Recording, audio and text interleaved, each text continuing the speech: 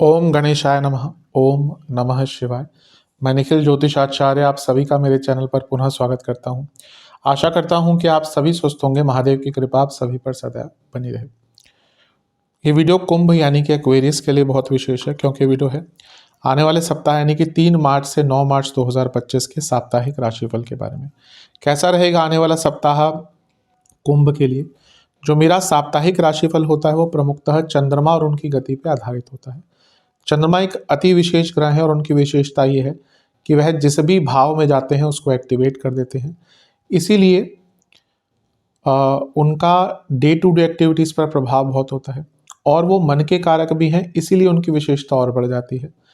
क्या प्रभाव रहेगा चंद्रमा के गोचर का, उनके बाकी ग्रहों से संपर्क का, भावों में वो अलग अलग आते हैं पूरे हफ्ते, तो इसका आपके जीवन पर जैसा मैंने कहा बहुत प्रभाव पड़ता है। और उसको समझने के लिए ज्योतिष के माध्यम से एक गाइडेंस प्राप्त करने के लिए ये साप्ताहिक राशिफल अति विशेष होता है। यदि आपकी लग्न राशि या चंद्र राशि कुंभ है, दोनों ही गाइडेंस के लिए इस राशिफल को देख सकते हैं। जहां से आपको ज़्यादा रिलेट करता है, सूट करता है, वहां से इसको देखिए। व्यक्तिगत तौर पे मेरा मानना है कि लग्न राशि से देखेंगे तो अच्छा है। इनकेस आपको नहीं पता अपनी लग्न राशि, तो आप अपनी चंद्र राशि से भी इसको ऑब्जर्व कर सकते हैं। शुरू करते हैं।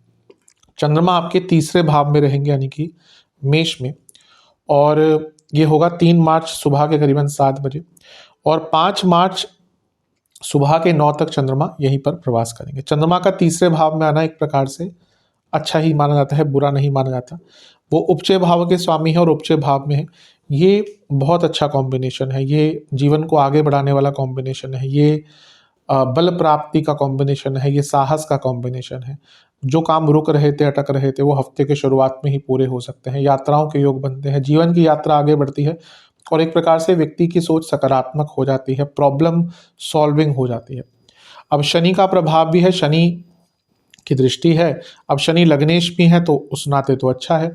आपके अंदर हिम्मत रहेगी, स्किल्स रहेगी, कुछ अच्छा करने का मौका मिलेगा। लेकिन एट द सेम टाइम, क्योंकि शनि का प्रभाव जो है वो विष दोष भी बनाता है, तो कभी कभी ये हो सकता है कि जीवन में आप बहुत जल्दी इस टाइम पे उदास भी हो जाए। मतलब कि आपके एफर्ट शुरू में बहुत अच्छे रहेंगे, पर क्योंकि विष दोष है ना, जैसे किसी ने कुछ कह दिया, टोक दिया, तो आप एकदम थोड़ा सा डाउन हो जाएंगे। तो मैं यही कहूँगा, जब अच्छा टाइम होता है ना, तो लोगों से बहस नहीं करनी चाहिए। जब लग रहा है, जब आप खुद अच्छा फील करते हैं, आप देखेंगे कई बार ऐसा होगा, आप अच्छा फील कर रहे हैं, आपको लग रहा है कि मैं ये काम करूँगा, वो काम करूँगा, कोई ना कोई कुछ ना कुछ आपसे बोल देगा और आपका मूड खराब हो जाएगा। तो जब आपके अंदर ऐसी अनुभूति होती है कि मुझे अच्छा लग रहा है, मुझे काम पूर्ण करने हैं, उस टाइम पे आर्गुमेंट्स वगैरह तो बिल्कुल अवॉइड ही करने चाहिए। एकाग्रता पूर्ण होकर अपने काम को पूर्ण करना चाहिए। तो इस चीज़ का ध्यान दीजिएगा। थोड़ा सा ओवर एक्साइटमेंट भी आपके अंदर कभी कभी आ सकता है, ये बहुत मिसमैच है, क्योंकि तीसरे घर के चंद्रमा ओवर एक्साइटमेंट देंगे, लेकिन वहीं शनि जो है वो थोड़ी सी उदासीनता भी देते हैं। तो ये कंफर्म करा है कि आपका मूड स्विंग्स इस टाइम पे बहुत होगा। तो तभी मैंने कहा ना कि अगर अपने लक्ष्य को पहले ही साध लेंगे कि मुझे 2-2.5 दिनों में ये चीज़ें करनी है, तो ये चंद्रमा आपको बहुत अच्छा रिजल्ट देंगे। लेकिन कहीं ना कहीं अगर नहीं अपने मूड स्विंग्स पर कंट्रोल कर पाए, अपने किसी के बातों से बहुत जल्दी इन्फ्लुएंस हो गए, तो फिर इस समय का बहुत लाभ नहीं प्राप्त होगा। जल्दबाजी से बचिएगा। नवांश कुंडली कह रही है कि भाग्य का, पराक्रम का, दोनों का ही साथ है शुरुआती हफ्ते में। दशांश कुंडली कार्य क्षेत्र में बहुत अच्छा समय है। कुछ कार्य जो अटक रहे थे पूर्ण हो सकते हैं, हिम्मत बहुत रहेगी, अच्छा काम करने का अवसर मिलेगा।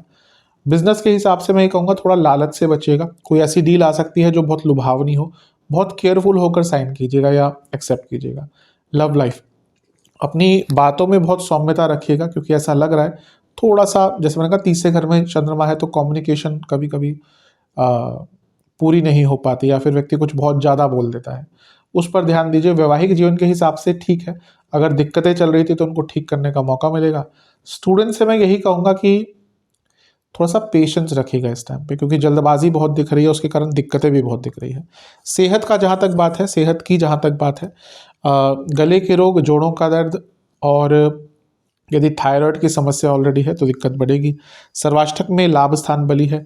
कुछ लाभ अगर रुका हुआ था, पैसा रुका हुआ था, काम अगर रुक रहे थे, जैसा मैंने कहा बहुत अच्छा टाइम है पूर्ण करने का। चंद्रमा आपके चौथे भाव में आ जाएंगे यानी कि वृषभ में 5 मार्च को सुबह के 9 बजे, और 7 मार्च दिन के 12 बजे तक चंद्रमा वहीं पर रहेंगे। चंद्रमा का चौथे भाव में आना मिश्रित ही होता है, कारको भावनाशाय दोष लगता है, इसलिए बहुत अच्छा नहीं माना जाता। यहाँ पे गजकेसरी योग बन गया, ये एक प्रकार से अच्छा है। चंद्रमा छठे घर के स्वामी हैं, बृहस्पति के साथ बैठे हैं जो लाभेश हैं और धनेश हैं और चौथे घर में है। ये क्या बता रहा है कि कॉम्बिनेशन प्रॉपर्टी से संबंधित कार्य, आपको प्रॉपर्टी बेचनी है या खरीदनी है, या अगर आपकी प्रॉपर्टी कोई रेंट आउट आपको करनी थी, इन सारे ही कार्यों में सफलता मिल सकती है। दूसरी चीज, घर में भी पैसा आ सकता है और छठे घर के स्वामी है तो कोई लीगल इशू भी चल रहा था प्रॉपर्टी से संबंधित, तो उसको सॉल्व करने का मौका या कुछ ना कुछ कॉम्प्रोमाइज करने का मौका, या एटलीस्ट क्योंकि चंद्रमा का गोचर बहुत कम होता है, एटलीस्ट उस प्रोसेस को आगे बढ़ाने का अवसर मिलेगा। लेकिन यहाँ पे चंद्रमा कारको भावनाशय दोष लगाते हैं और बृहस्पति के साथ है। क्या होगा, घर में ईगो क्लैशेस बहुत होंगी कि ना कौन कौन ज़्यादा सुपीरियर है, तुमने क्या किया है घर के लिए, जो बातें होती है ना कभी कभी घर में, तो यहाँ पे वो हो सकती है। और एक उच्चाट सा माहौल रहेगा कारको भावनाशय दोष के कारण। माता जी की सेहत का भी बहुत ध्यान दें और कोशिश करें घर में आर्ग्यूमेंट्स इस टाइम पे ना हो। नवांश कुंडली बता रही है कि कहीं ना कहीं बहुत ज़्यादा सोच विचार करना आपको तंग करेगा। यहाँ पे केतु का प्रभाव भी है अष्टम से ना, तो कभी कभी क्या होता है, व्यक्ति बहुत ज़्यादा किसी टॉपिक में घुस जाता है और उसके कारण बाकी चीज़ों से उसका ध्यान हट जाता है। दशांश कुंडली बता रही है कि एक प्रकार से कंटेंटमेंट रखिएगा कार्य क्षेत्र में, किसी की बातों में ज़्यादा मत आइएगा। बिजनेस की जहाँ तक बात है, पेशेंस, बहुत पेशेंस दिखानी पड़ेगी। काम काम मिलेगा, लेकिन जैसे मैंने शुरू में भी कहा था ना, ये महीना सॉरी ये हफ्ता ऐसा दिख रहा है कि थोड़ा सा लालच आपको तंग कर सकता है। लव लाइफ ठीक है, एक फ्रेंडली एटमॉस्फेयर दिख रहा है, बनाने की कोशिश भी कीजिएगा अच्छा एटमॉस्फेयर। वैवाहिक जीवन में ऐसा लग रहा है कि बहुत ऐसे टॉपिक्स जो डिस्कस नहीं कर रहे थे, उनके डिस्कशन के लिए बहुत अच्छा टाइम है। स्टूडेंट्स की जहाँ तक बात है, थोड़ा रिलैक्स रहिएगा। कहीं ना कहीं मेंटली एग्जॉस्टेड दिख रहे हैं इस टाइम पे। होता है कभी कभी, हम इतना काम करते हैं मेंटली, जो मानसिक कार्य करते हैं उनको पता नहीं चलता कि उनकी बॉडी तो कहीं ना कहीं थक जाती है, नहीं जाती, वो दिख जाता है, लेकिन मेंटल एग्जॉस्शन बहुत खतरनाक होता है, स्पेशली स्टूडेंट्स के लिए। आज के स्टूडेंट्स का या उनके ऊपर प्रेशर बहुत ज़्यादा होता है। मैं तो कभी कभी देखता हूँ बच्चों को, उनकी इतनी दुनिया भर की किताबें देख के ही कभी कभी डर लगता है।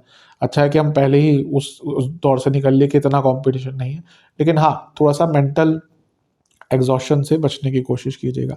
सेहत की जहाँ तक बात है, कफ रोग, इंडाइजेशन बने रहेगा। कफ रोग तंग करेंगे। जिनको हृदय संबंधित रोग है थोड़ा ध्यान दें। सर्वाष्टक में 11वां घर फिर से बली है, घर में पैसा आता हुआ दिख रहा है और जैसा मैंने कहा प्रॉपर्टी संबंधित कुछ लाभ यहाँ पर दिख रहा है। 7 मार्च दिन के 12 बजे के आसपास चंद्रमा आ जाएंगे आपके पंचम भाव में, यानी कि मिथुन में, और सप्ताह के अंत तक यहीं पर रहेंगे। चंद्रमा का पंचम में आना एक प्रकार से अच्छा ही माना जाता है। यहाँ पे चंद्रमंगल योग बन गया जो और भी अच्छा है। मंगल आपके कर्मेश भी हैं और मंगल त्रियेश भी हैं, और दोनों ही उपचय भाव हैं। चंद्रमा क्या है, उपचय भाव के स्वामी। तो 3 उपचय भाव, 3, 6 और 10, 11 भी होता है लेकिन इसका कॉम्बिनेशन नहीं हो रहा। तो 3 उपचय भावों का मिलन पंचम में हो गया। पहला तो क्रिएटिविटी, थॉट प्रोसेस, आइडियाज बहुत अच्छे रहेंगे। अपनी सोच से अपनी प्रॉब्लम्स को सॉल्व कर पाएंगे। कभी कभी क्या होता है ना, हम किसी प्रॉब्लम में होते हैं, हमें उसका निवारण नहीं मिलता, फिर अचानक से एक आइडिया आ जाता है, कहते हैं उसको यूरेका मोमेंट। मुझे तब वो आइडिया आ गया कि उसको कहा जाता है कि यूरेका मोमेंट, कि मुझे अपनी प्रॉब्लम का सॉल्यूशन प्राप्त हो गया। तो ये वो ऐसा समय है जब आपको जो आपकी प्रॉब्लम्स चल रही थी उनसे निकलने का कोई अवसर प्राप्त हो सकता है, कोई आइडिया आपको बहुत अच्छा आएगा। यहाँ से दोनों ही जो ग्रह है मिलकर 11वें घर को देखेंगे।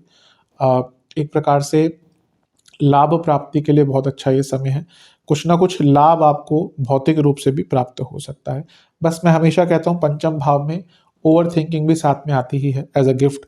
तो आपको पता होना चाहिए कि कब आप उस दहलीज को पार कर रहे हैं जहाँ पे आपकी क्रिएटिविटी पार होकर ओवर थिंकिंग की तरफ जाएगी। लव लाइफ पर थोड़ा सा इसका नेगेटिव इम्पैक्ट पड़ सकता है।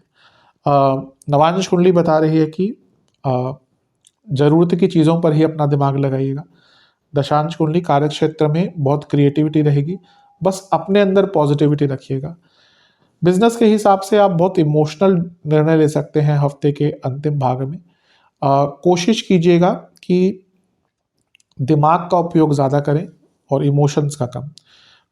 लव लाइफ थोड़ा कम्युनिकेशन गैप दिख रहा है, जैसा मैंने कहा था कि प्रॉब्लम थोड़ी सी हो सकती है। वैवाहिक जीवन, अपनी गलतियां भी मानिए। कहीं ना कहीं ऐसा लग रहा है कि अपनी गलतियां आप नहीं मान रहे, जो वैवाहिक जीवन में है ना, उनको मैं यही हमेशा बोलता हूँ कि थोड़ा बहुत अपनी गलतियाँ मानना शुरू कर दीजिए। वैवाहिक जीवन बहुत सरल हो जाएगा। यही प्रॉब्लम होती है कि थोपना शुरू कर देता है, तुमने ये किया, तुमने वो किया। और यकीन मानिए आज के टाइम में वैवाहिक जीवन अगर चलाने हैं तो बहुत कॉम्प्रोमाइज़ करना पड़ेगा। और जैसे-जैसे समय आगे बढ़ रहा है, जो आज की डेट में आगे आने वाले टाइम में जो शादी करना चाह रहे हैं लोग, बच्चे, उनको मैं यही कहूँगा कि अगर करना चाह रहे हैं तो कॉम्प्रोमाइज़ के लिए तैयार रहेगा। No two ways about it. तो बहुत ध्यान दीजिएगा और यहाँ पे मैं कहूँगा कि अपनी गलतियाँ मानिए पहले।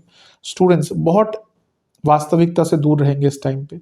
थोड़ा-सा प्रैक्टिकैलिटी के पास आने की कोशिश कीजिए।